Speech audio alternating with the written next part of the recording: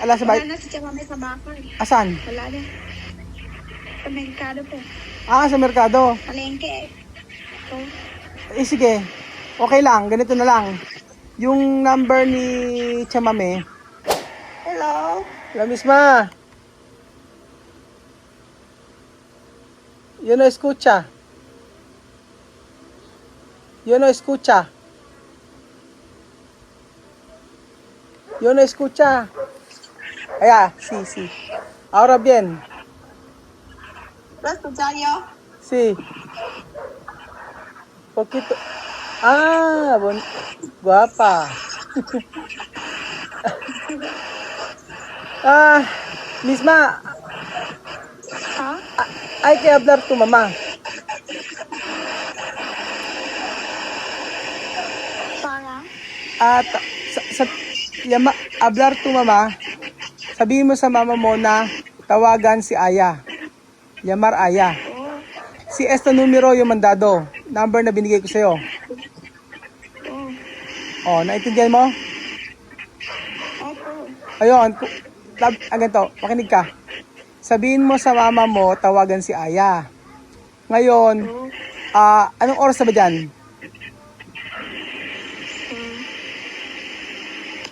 30. 4. Alas 4? Una. ¿La una? Sí, hay que hablar con tu mamá. Ajá. A la una hoy coger dinero. Kunin yung sí, araw mismo hay que coger dinero con Aya. Allí. Ay, Ginea. Sí, está en Guinea. Nasa Guinea na niya. Oh. Nasa opisina. Tawagan mo na si Chamame kasi. Tawagan mo na si Chamame kasi ngayon, Chamame hindi ka dito ng bahay. Ala si Vice. Wala na si Chamame sa bakal. Asan? Wala na. Sa merkado po. Ah, sa merkado. Palengke. Oh. Sige. Okay lang, ganito na lang. Yung number ni Chamame, Oh. yung number ni Aya, binigay ko na sa'yo. Sinend ko. Opo. Tapos, pagkayari, sabihin mo kay Chamame, tawagan si Aya Oh. para makuha yung pera. Pero sabi ni Aya, alauna dapat. Pero kung hindi pwede si Chamame ngayon, pwede bukas, mañana. Opo. Ha? Oh, may tindigan mo na. Naintindihan mo? Opo, may tindigan. Oo, sabihin, ganun yun ha. Basta kung hindi pwede si Chamame ngayon, bukas. Oh.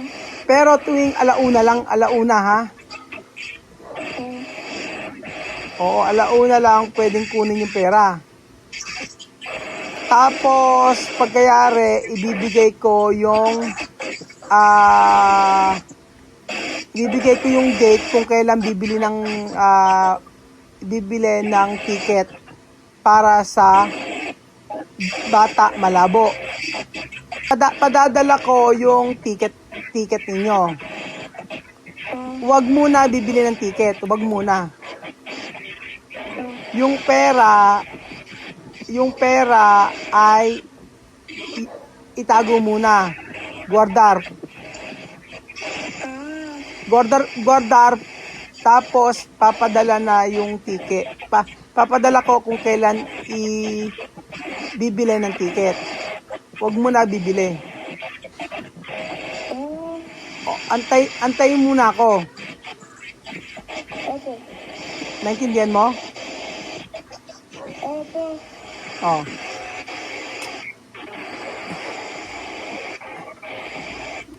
Hay que hablar con Chamame, no comprar billete, solo dinero coger. Y ese dinero guardado. Guardar. Pero pwede coger para comprar comida o saldo. Opo. Yo explicar todo, ¿no? Sí. Por eso, mañana puede coger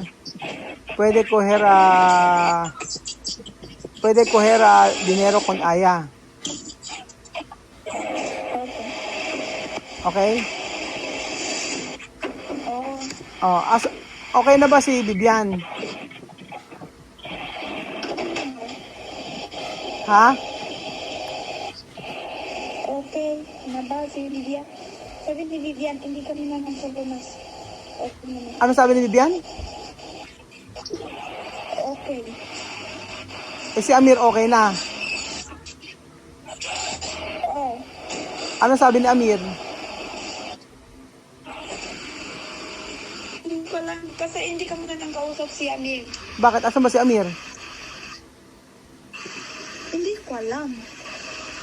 Ah, wala ba? Sa kaibigan mo, pupunta ka pupunta ka muna sa kaibigan. Ah, nagpunta sa kaibigan. Si Amir. Oo. Pero alam ni Amir naman na pupunta dito, di ba?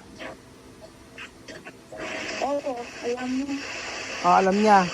Eh, na-prepare niyo na ba yung maleta niyo? Opo. Oo. Sabihin ni siya, mami, prepare mo na. Oo, sabihin mo kay Chama may prepare na yung maleta. Oo. Oo, tapos para ma-okay na. Pero wag niyo kakalimutan ha. Oo. Wag niyo kakalimutan yung bulletin.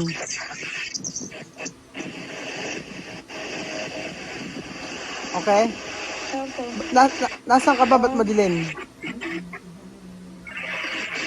Sa ko na daw po. Ah, lumabas ka nga. Labas ka. Oo. Labas ka. Yan. Saan ka?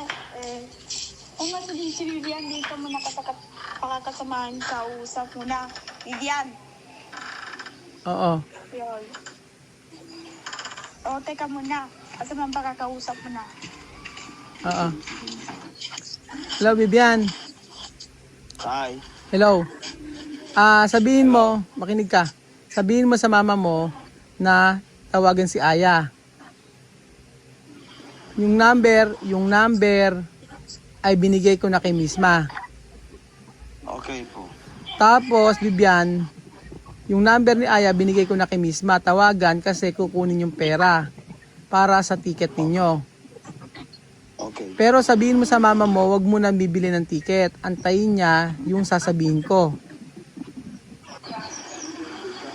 Tapos, sabihin mo sa mama mo na maglagay ng kredito, ng saldo. Okay po. Oh. Sa Misma lang? Hindi, kasama ka. Ako? No, ikaw? Kasama ka dito pupunta. Okay, okay. Kasama ka dito pupunta sa si Amir, tsaka si Misma. Okay po. Oh, makinig ka. Bibian, ayusin niyo yung yung maleta niyo, tapos pagkayari, wag sabihin mo sa mama mo, yung pera, wag mo nang ibili ng ticket, ha? Mag-wait siya sa akin. Okay ba? Okay po. O, ganun lang ang gagawin nyo. Tapos, sabihin mo kay Amir, ayusin din niya maleta niya. Huwag kayo magdadala ng maraming gamit, ha? Okay. Tapos, sabihin mo kay Chamame, tatawag ako mamaya. Okay po. O, pagkagaling niya sa palengke, tatago ako sa kanya mamaya. Maglagay ka mo siya ng saldo. Okay po. Oo, naintindihan mo ba? Hello, Papito. Hello. Oh. Pero, Bibian, wag mo sasabihin na pupunta ka ng Pilipinas, ha? Sa mga kaibigan mo dyan. Okay. Kasi, Okay po. oo, kasi nandyan na yung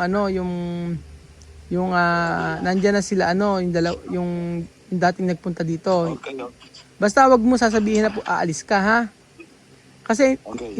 hindi pwede malaman na pupunta kayo dito sa Pilipinas. Okay po. Naintindihan mo ba? Okay. Yes. Hmm. Kayo, Adicho. Ano sabi ko? Que lo último que tú has dicho es que yo di que yo no diga a mucha gente, ¿no? Si. Que va a llegar ahí. Si. No puede saber. Sí. Ajá. Y lo tercero que tú has dicho es que lo solo que te ha dicho que no, que preparamos las maletas. Sí. Y lo primero, Sí. que mamá vaya, que mamá coja el número, que mamá con el número de allá y se lo dé a misma. Sí. Para que por la misma mamá pueda llegar y que no compre los billetes, que preparamos las maletas. Sí, pero no comprar billetes, espera. Solo coger dinero con Aya. Sí. Okay, naintindihan mo na pala. Sige. Ganun lang ano, basta wag ka muna wag mo na bibili ng bilete. No comprar bilete, solo coger dinero con Aya. Aya puede at tu mamá llamar Aya. Número de Aya donde misma.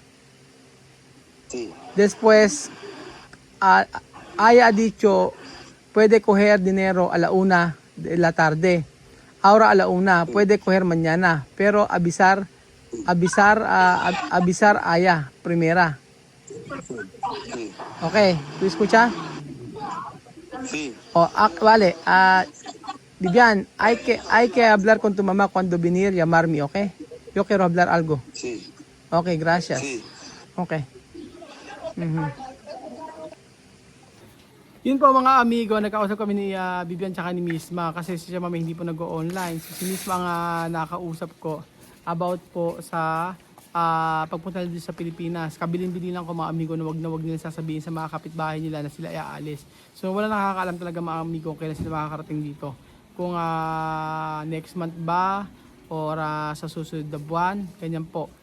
At mas okay po yun kasi napakaraming mga naiinggit doon at saka maraming hindi masaya sa dinadanas nila at Mami doon na buhay, kaya marami talaga na mata at maraming mga chismos at nako, alam niyo naman po doon na parang dito sa Pilipinas parehas lang. Hindi masaya kapag pagka umaangat yung isang tao, marami mga ganon. Pero syempre ang importante para sa akin mga amigo, alam niyo kung ano, yung makarating sila sa Pilipinas nang wala nakakaalam at kami lang po mga amigo. So malapit na sila makarating din sa Pilipinas pero hindi namin pwedeng sabihin kung kailan at hindi namin pwedeng sabihin kung tuloy ba ang ngayong buwan o next month pa o sa susunod na buwan pa. Mag-antay na lang po kayo basta nakita nyo sila na sa airport na. For sure po ay papunta sila sa Pilipinas. So, ayun po mga amigo. At mainam naman na kasi nakikita nyo na mag-Tagalog si Misma, di ba? Tsaka si Vivian. Naiintindihan na sinasabi ko. So, yung ganyan klaseng bata ba mga amigo, hindi nyo bibigyan ng chance makapag-aral dito sa Pilipinas. Oo, maraming gastos, maraming responsibility. Pero kung yung ganyan bata na kahusay at katatalino, hindi mo susuportahan yung pag-aaral at hindi mo ibibigay yung best sa kanila o bigyan ng opportunity para makapag-aaral, di ba? Masyado naman yun. Sobra naman